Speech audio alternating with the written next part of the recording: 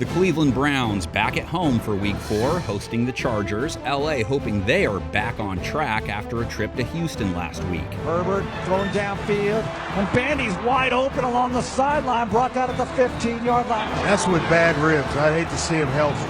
Justin Herbert's ribs seem to be healing up. 340 yards, almost 9 yards per attempt, 2 TDs, no INTs, rating over 110.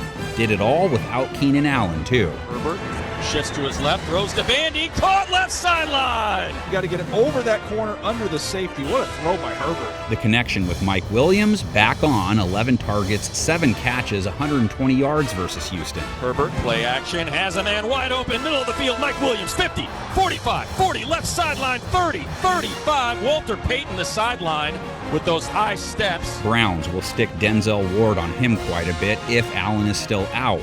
Ward, no receptions allowed on 3 targets last week, 2 passes defensed, and an INT. The ball is intercepted! Denzel Ward's got it! He cut right in the lap of the defender, and Denzel Ward's got the pick! Herbert likes tight end Gerald Everett. He's been a factor every week.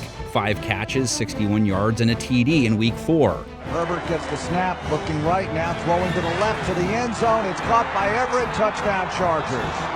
What a rope by Herbert. He has got top 3 arm talent in this league.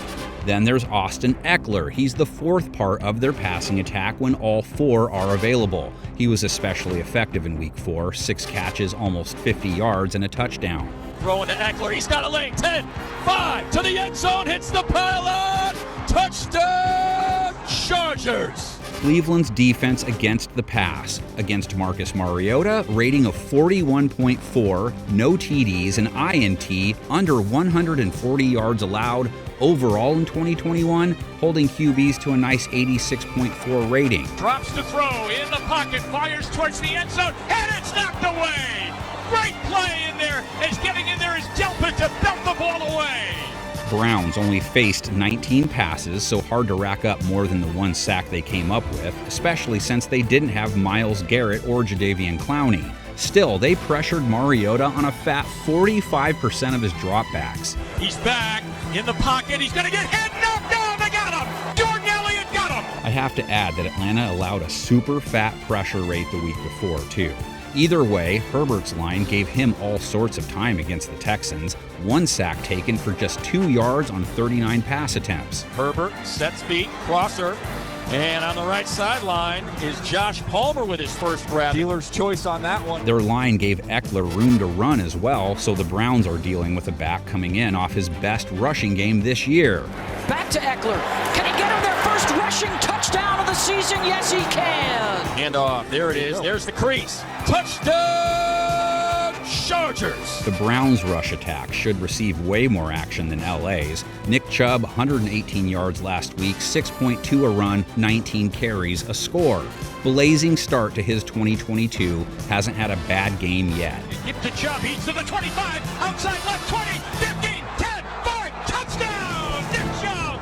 You just could feel it was going to come at some point, and he just nailed it. Chargers will face some Kareem Hunt as well. Good Week 4 for him, 10 carries, 49 yards. Hunt running near side, off a hit, keeps his feet, he's to the 40, stiff arm 35, a ferocious forearm shiver thrown by Hunt. LA's rush defense, how about letting Dameon Pierce run for 9.4 a scamper, 131 yards on 14 carries.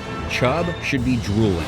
He's got the edge and he's got a lane. There he goes, right sideline, 50, 40, 30, 20, 10, touchdown. 1 play, 75 yards. Jacoby Brissett still directing the Cleveland passing attack. He's been up and down this year. Last week was a down week. 234 yards, 6.7 yards per attempt, no TDs, an INT, rating of 68.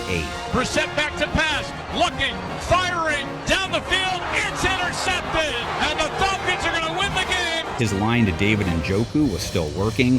5 catches, 73 yards. That's 2 good games in a row for him. Brissett throws over the middle, up in the air, and Njoku's got it down to the 12-yard line. He will have to make sure to avoid running to where Derwin James is, rating allowed of 58.4 this year, 3 passes defensed, just 35 yards allowed. Throws underneath. Nice breakup by Derwin James. That looked like it was wide open, and Derwin James made that space disappear. The problem Cleveland's passing attack needs to correct this week, the lack of Amari Cooper they saw in Week 4. 4 targets, 1 catch, only 9 yards. Back in the pocket. He bounces. He looks. He throws for Cooper, and it's out of the end zone. Incomplete in the left corner. The Chargers will drape Asante Samuel on him often. Samuel holding QBs to a 78-point rate this season, 4 passes defensed, and an INT. Quick throw right side, Cooks, and he can't get away from the defender. That was going nowhere as Asante Samuel Jr. brought down Cooks right as he got the ball. Bigger picture for LA's pass defense. Gave up 2 TD passes to Davis Mills, picked him off a couple times, held him to an 88.5 rate. Have they played the pass great so far this year? No. Terribly? No. Mills looking right. Here comes pressure. Mack hits him as he throws. Ball sails, intercepted. Who was it that hit Mills when he threw? That was Khalil Mack. Was Khalil. Yeah, he That's came what I thought. inside. Brissett's primary pass rush worry, Khalil Mack. Won't have Joey Bosa again. He got into the sack column, though, in Week 4. The Chargers got home 4 times, hit Mills 10 times. On the rollout, Mills swallowed up by Khalil Mack, and they'll take over on downs. Keep your eyes and ears open for Keenan Allen, Garrett, and Clowney news. Their status can change a lot. Who comes out of this? Over 500? Who comes out under? Lay down your keys and Yavis and predictions into the comments section. Here's what we got.